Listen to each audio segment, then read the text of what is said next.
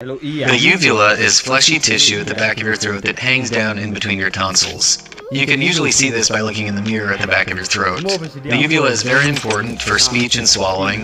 However, if it's enlarged or elongated, it can cause things like snoring and contribute to obstruction during sleep.